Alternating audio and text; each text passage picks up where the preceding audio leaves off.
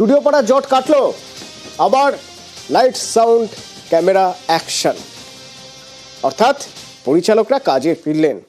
কি অবস্থা আজ স্টুডিও পাড়ায় সমাধান হয়ে যাওয়ার পর? আমার সঙ্গে মানুষ রয়েছে, বলতে পারবেন মানুষ, গতকালের সঙ্গে আজকের ছবি নিশ্চয়ই বিস্তর ফারাক স্টুডিও পাড়া।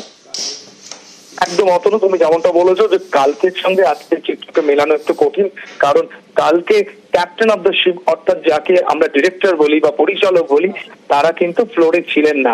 যে কটা শুটিং হয়েছে সমস্তটাই কিন্তু অ্যাসিস্ট্যান্ট ডিরেক্টররা সামলেছেন।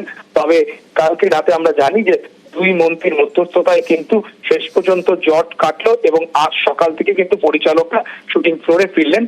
সিরিয়াল থেকে সিনেমা সব ফ্লোরেই কিন্তু আজকে পরিচালকদের দেখা মিললো এবং টালিগঞ্জের স্টুডিও পাড়ায় ফেডারেশন বনা পরিচালকদের যে সংখ্যা চরমে পৌঁছেছিল অতনু গত মঙ্গলবার থেকে শুক্রবার রাতে জট কাটার পর আজকে আমরা দেখলাম সেই চেনা চিত্র। তবে আগামীকাল আমরা জানি যে সেকেন্ড সানডে ছুটি থাকে, তাই সমস্ত শুটিং ফ্লোর কাল বন্ধ থাকবে এবং সোমবার থেকে পুরোপুরি ভাবে ফুল ফ্রেজেটে কিন্তু পরিচালকরা আবার সিরিয়াল, ওটিটি এবং সিনেমার শুটিং সামলাবেন বা সেই দায়িত্ব সামলাবেন।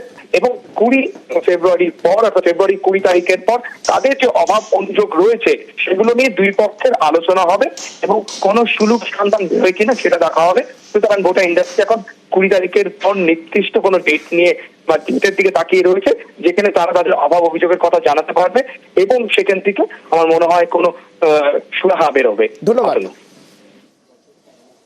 অফকোর্স আমার মনে হয় কি দ্বন্দ্বগুলো ছোট একটা ইন্ডাস্ট্রি, সেটা থাকা না থাকাটাই উচিত। সবাইকে নিয়ে চলতে হবে, সবাইকে মানে আমি ব্যান্ড কালচারের সঙ্গে আমি একদমই পছন্দ করি না।